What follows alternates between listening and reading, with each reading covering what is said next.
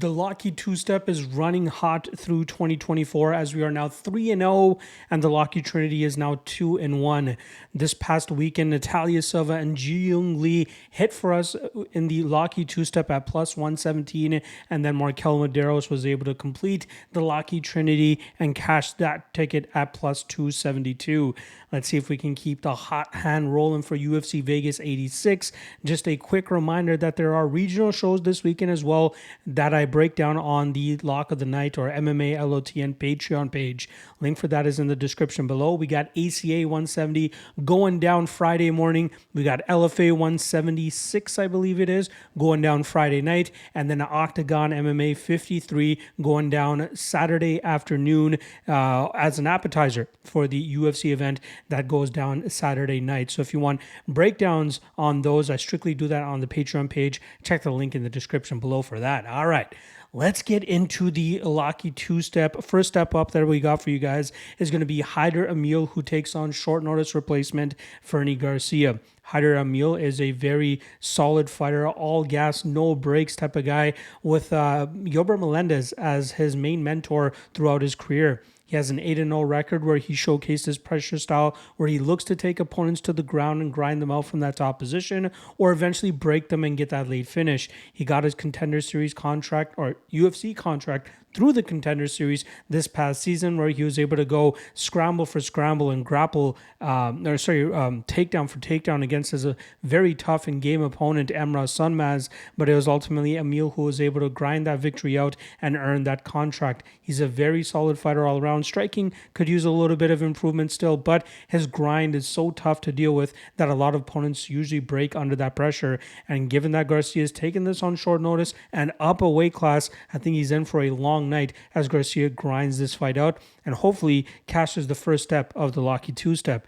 The second step that I got for you guys is going to be Dan Ige in the co-main event as he takes on Andre Fili, who is also another short notice replacement, although not as short notice as Fernie Garcia. But Dan Ige has fought the who's who of the featherweight division and continuously finds himself in the co-main event or main event slots of fight night cards. This guy has very crisp boxing and a BJJ black belt to boot, but it seems like he's most comfortable establishing his range, crashing the pocket, countering his opponents, and utilizing his boxing to touch up his opponents and either knock them out or outpoint them en route to a decision victory. Andre Fili is a little bit too wild, in my opinion, in the striking realm, which will leave openings for Ige to clip him over and over again, either finding a finish or winning this fight on the scorecards. At plus 134, that's what you can get the Locky two-step at. That's what I plugged it in at earlier this week. Well, truth be told, we originally had Balaji Oki completing the Locky Trinity, but after that fight fell through, I had to recreate the parlay. So I went from plus 155 down to plus 134 for Hayder Amil and Dan Ige, as there was some action that came on both of those guys to push them up. So right now they're at plus 136, so you can get a slightly better number than if you were to have gotten it on the Patreon page a couple days back, which is where I post these first and foremost for the Patreon folks. Speaking of line movement, that's exactly what we got for the Locky Trinity. And if you're looking to complete it here, you can throw in Robert Bryczek, who makes his UFC debut here in the middleweight division against somebody who's making their middleweight debut in the UFC, in Ihor Potieria. Now, this fight's bound to be a banger, as both guys like to go out there and finish their opponents early on in their matchups. I lean ever so slightly with the Bryczek side, though, as I do believe his speed, athleticism, and explosiveness, the advantages that he holds in those realms will be too much for Potieria, who's taken this fight on short notice, down a weight class. Gotta wonder how that's going to mess with his durability going into this matchup, especially with somebody that can hit as hard as Bryczek. I think that Bryczek should be able to land on the chin early and often and eventually find that button to put Potieria out.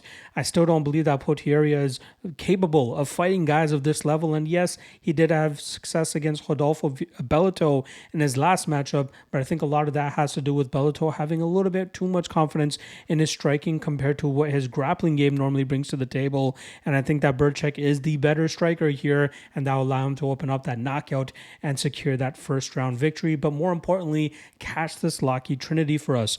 Now, again, I locked this in a couple days ago at plus 249.